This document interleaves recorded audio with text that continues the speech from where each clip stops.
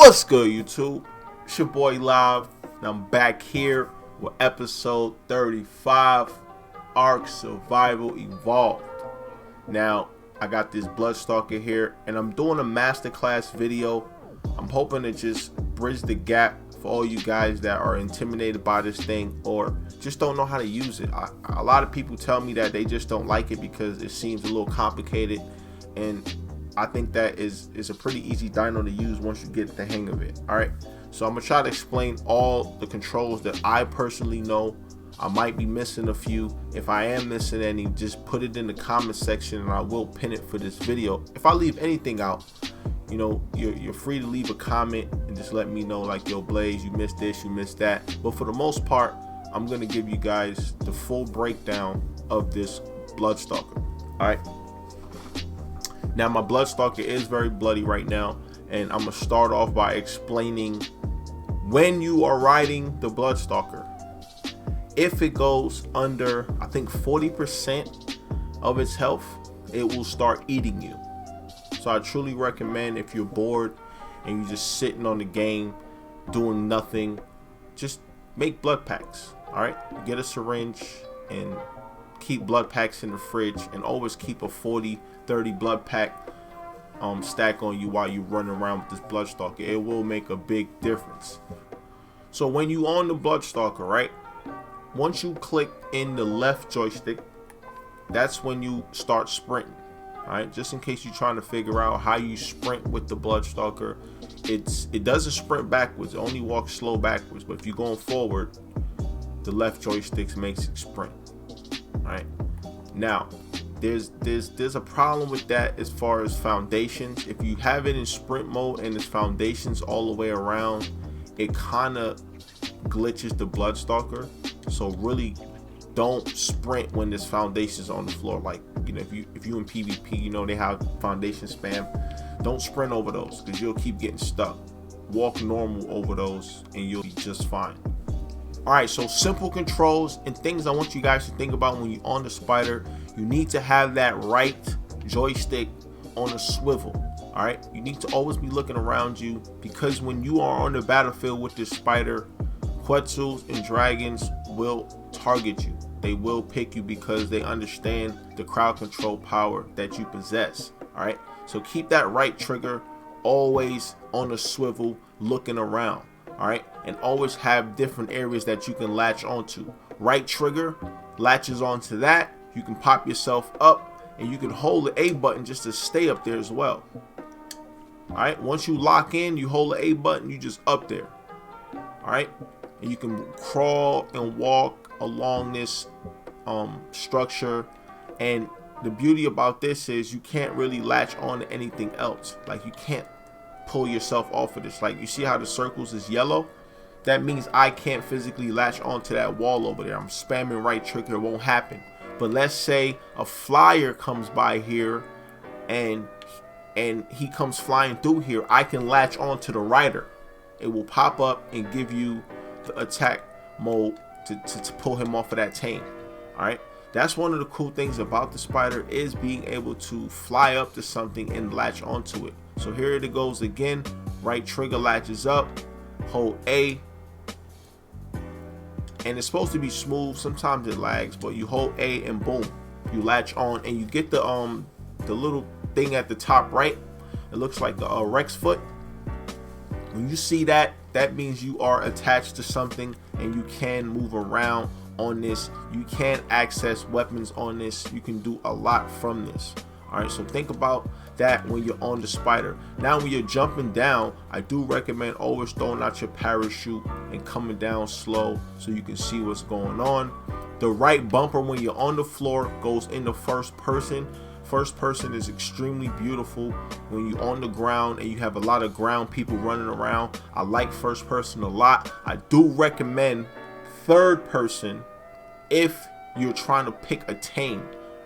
If somebody's on a Theory or somebody's on a Rex or a Giga, I do recommend third person. Third person will give you a natural edge on that pick. All right. Okay, here I'm gonna break down the picking situation. So whatever is red, you see how all these things have a red target around them? that means they are in my range. If it's, see how that's white down there, that means I can't pick that because it's white. So let's say if somebody's in the white range and I can't pick it, you want to speed into that direction, get that target and turn it on extremely quickly. Just be in the range of the target that you're trying to pick, and the circle should pop up. Now when the circle pops up, if the target isn't moving, the circle will sit still. But if you're moving and the target is moving, sometimes the circle will break off and disappear and pop up and pop down. Depending on how still you are is how still the circle will stay. When you find something you want to pick, you can't pick everything, but if it goes blue around it, that means you can't pick it. You grab it. All right, you can hop off and the spider will just pull it in all by itself and start eating it all by itself. One thing I recommend too is also never have raw meat on your spider. You want your spider to be hungry, so when you give your spider blood packs, it heals a lot off of that. If you keep your spider full of raw meat, you can never really get a good healing on the blood pack situation. All right, so those are just some small tips about picking. Another thing about picking I want you guys to know is that you don't always have to pull them in. It works just like a grapple. So I can pick this horse right here, and I'm not holding right trigger. I can just start moonwalking backwards and I'm pulling the horse with me. All right, so this is another cool way to pull people into turrets, just like a grapple. You can pick the item and run forward. Now it will break and give you a timer, a cooldown timer. If you run into something, it's easy to break, especially if they fighting back.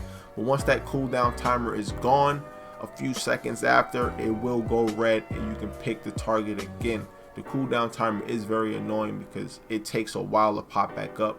As you guys can see, it took about 3 or 4 seconds to pop back up right there. But you can pull the target to you by just latching onto it and moving backwards. If you stop and hold right trigger, you can pull it in like that as well. And once you pull it all the way in, you can finish it.